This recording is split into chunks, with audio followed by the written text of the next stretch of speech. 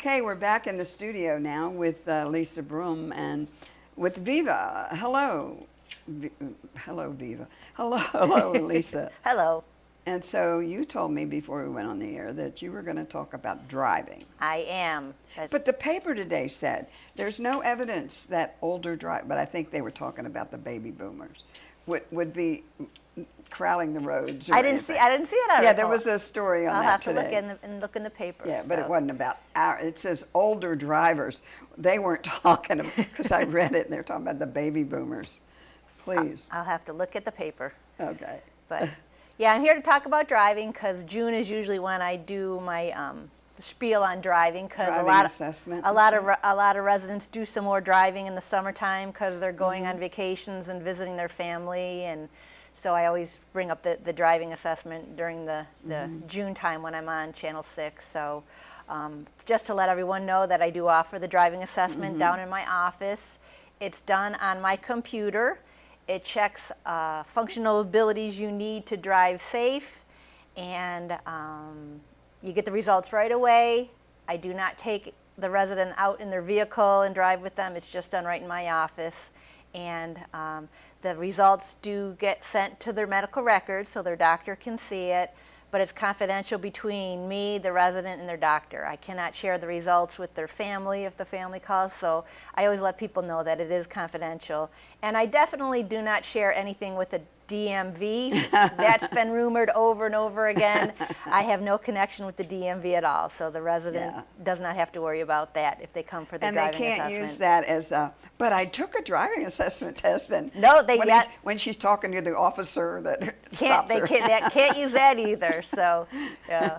But the good news is, and I know a lot of people look forward to it, usually this month I offer free driving assessments, so we're offering that again, but this time I'm doing it for the whole summer. So if anybody calls me up during the rest of June into July and August, they can get a free driving assessment, just because I think it's so important for residents to assess their driving ability. And it's hard to do. It's hard to know, am I still safe behind the wheel? I don't want to hurt myself, but I definitely don't want to hurt anybody else out there. So this just gives the residents here an easy tool that they can take to make sure that they're safe behind the wheel.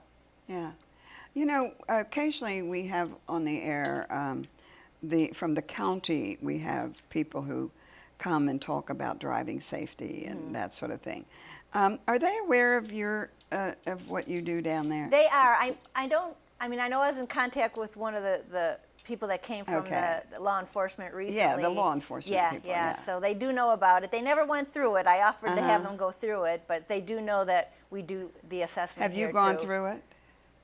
Gone through my assessment? Yeah. Yes. When I trained on it. Did you pass? I did, but.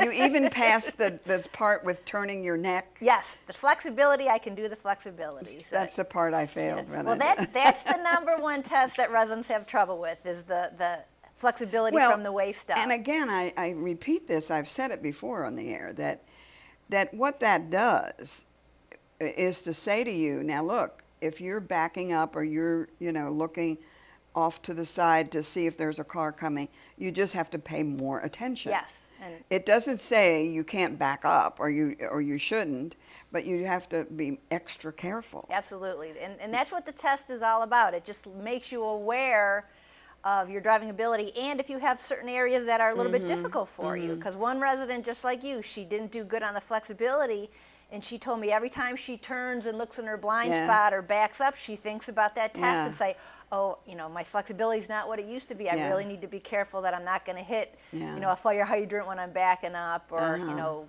swerving. Or God forbid another person. Yeah, or cut a car off if they're in your blind spot. And here on the campus, when people are walking, I really have had that issue where I'm backing out of a space, especially like if I'm parked at one of the centers, like Hunter's Crossing, and I've gone in to get my mail or whatever, and I'm backing out of a space. Because that area, a lot of people are walking. Walking everywhere. And they're, it's different than if it's in your own parking lot, where not as many people are walking. But with those centers, people are going from one place to another and that's the access point. Yeah. So I really have had that, oh my God, that guy walked right behind me. Yeah, and that's Didn't another see thing me. I tell the resident when they come down for their driving assessment is they have to look at their whole field of view. They can't just look at what's right in front of their car, because there's, you know, bikes and people coming out of all angles, and people nowadays never always cross at the crosswalks. I mean, you can be driving down Backlick and people are jumping in front of your car from anywhere along the curb. So, Yeah. you know, residents just need to really be aware of that. Yeah. So they're not going to get in any sort of Now, accident. a lot of the new cars have that backup screen, you know. They do. One of my friends have it, and I was driving his car one day, and I did use it, and I thought, oh, that's interesting. It is nice. Yeah, a lot But of the new it doesn't cars. cover everything. No, it doesn't. It only covers what's right behind you. Yeah. Yes, they're good good things to have, but you still have to be looking around on your own. So, still And have to what are the other things that the tests for? For the assessments are physical, so it looks at your vision, both high contrast driving, which would be driving on a bright sunny day, low contrast driving, which is driving at night or driving in the rain. And most residents here tell me they don't drive at night anymore. They, unless they absolutely have to, they stick to the daylight hours. Right. And which is a good thing, because a lot of people have trouble with the low contrast vision test that I do. I also do a mobility test, which I have the resident walk across the floor, and I time them, because you do need good leg strength and good mobility to operate the vehicle. The head and neck flexibility, which we already talked about. And then the other 4 are more cognitive. It's the way your brain processes things on the computer. So I do a simple memory test. I do a test on divided attention, which is really important as you get older, because a lot of residents tell me they can't do as many things as they used to when they were driving. A lot of them don't like having a passenger with them where they have to be talking. A lot of residents don't like listening to music when they're driving because it distracts them. So your divided attention ability definitely goes down as you get older too. So I do test for that. Processing speed, where on my computer something flashes very quickly on the screen in front of you, which is so important as you're driving, because people can be cutting you off and you know, running in front of your car, or you're not paying attention, all of a sudden there's a red light right there, so you really need to be able to react very quickly. Also, one of the tests look at your ability to process missing information, and that would be if you're driving down the road and like a bicyclist is just peeking out behind a parked car. Would you recognize them as somebody that might ride in front of your car, or would you miss it because you're looking for things that are in full view? So they're just really good tests, both physically and cognitively, just to let you know how safe you are behind the wheel. So And again, it's giving you whatever weak points you have. Yes. And then you can work on those. Yes. And pay more attention. They may not get a lot better, but you can focus on them more. And there are some things that can get better. I mean, some people that do poorly on the flexibility, I say, you know, do you exercise? Do you work on your flexibility? Because, you know, a good workout program is the cardio, the strength training, and the flexibility. So, you know, they can improve on that. Obviously, leg strength and mobility, that is also one that they can work on, you know, if they start exercising. But even the cognitive ones, if people are having some issues with divided attention, there's some brain games or brain activities that you can get on the computer or you know, even in a book at the store that can work on your divided attention and things you're doing 2 things at the same time, and you can get better at that. So some things go down and there's nothing you can do about it, but it's just really good to be aware of how your driving ability is and possibly change some of the things that can be improved upon. So it's definitely a good. Do you happen to know how many drivers there are here? I don't. I just wondered. Yeah, I don't know. I don't know either, but I just wondered if I you think knew. security might know that because they would know the registration with all the cars and stuff. Yeah, but, exactly.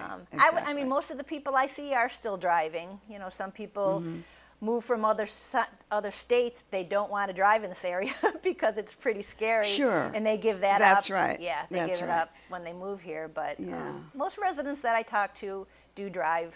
You know, still drive. It might just be once a week or a couple times a month, but they still like the independence. Well, and of course, the other thing here, we have so many opportunities to ride on shopping trips and that sort of thing. And then I tell residents that. I mean, it's a hard thing giving up your car, but the good thing is being at Green Spring, we can get you where you need to go in a safe way. And Well, even if you had to take a taxi cab. Yes. Once you've given up car maintenance and insurance and gasoline, you know, I mean, you can buy lots of cabs. It definitely saves you money. One resident told me that their family wanted them to stop driving, Yeah. and the resident agreed, and the family member gave them a credit card to use just for taxis. So, you know, Mom, you don't have to worry about the cost of it. Use this credit card and you can go wherever you need to go. So That's I great. thought that was real nice of the family to do that. An So innovative way to look at it a is. present for somebody. It is.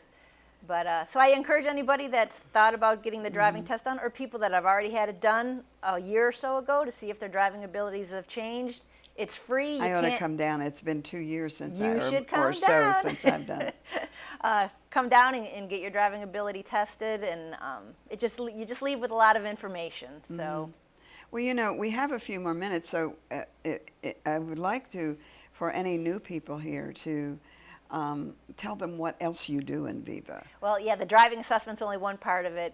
The Viva assessment lets residents know just how well they're aging.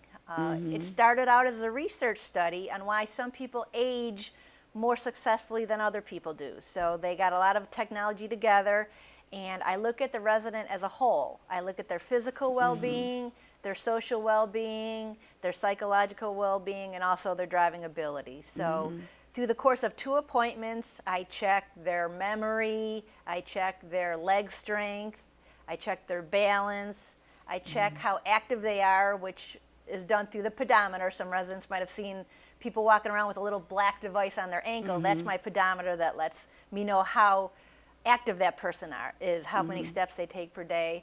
I also check their height, which a lot of residents haven't been measured in a while. So they come in saying, I'm 5'7", and I'm thinking, you're not 5'7" anymore. So it's good to know. A lot of the men don't like hearing that they're losing the height, but, and of course I do the weight, which a lot of people don't really want to hear about with that.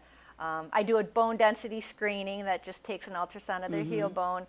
So after the second appointment, I go over all the results with them. I go over all the different areas of their wellness, how they did, and then I just make recommendations if they're a little bit below where they should be on things they can do just to keep themselves aging as well as possible. I mean, obviously some medical conditions we can't do anything about, but there's so many healthy lifestyle changes that you can make, you know, just to keep yourself as healthy and active as possible. So it's very hard to evaluate yourself, and through the course of 2 appointments, I mean, they're less than an hour long. You know, they really leave with a lot of information. Yeah. And for the new residents that have been here for 6 months or less, it's free. So you can't beat that price and either. if somebody's been here longer than 6 months to get the full assessment? It's only $25, so it's still a very good deal. It is a good deal. If you went to a lot of different places and got all the tests done that I do, it would be hundreds of dollars. So it's really a great deal. And Green Spring residents are lucky because we're the only campus that has this program. And so tell the new residents, or maybe some that have forgotten, where you're located. My office is located in the resident building called Connor Terrace, which is right next to the Village Square lobby. I'm on the T level, the very bottom floor of Connor Terrace. I'm down the hallway from home support, home health, the fitness exercise room, and where Wee Bowling, if you went to Wee Bowling, if you followed the hallway, you'd eventually get to you. Yes, Wee Bowling is in Forest View, but yeah, right around the corner from the Wee Bowling. Yeah. Turn the corner and Forest View turns into Connor Terrace. Yeah, right. And there's a big window cut out of the wall that says Viva, so once you get down there, you really can't miss my office. But yeah, if anybody has any questions, they're not sure if they want to do the driving test or the Viva assessment, they can call me up and I can answer any questions they might have. Okay, I'm going to call myself and get the driving test again. It's free. You can't beat the price. Thank you, Lisa, very much Thanks for having coming me. today.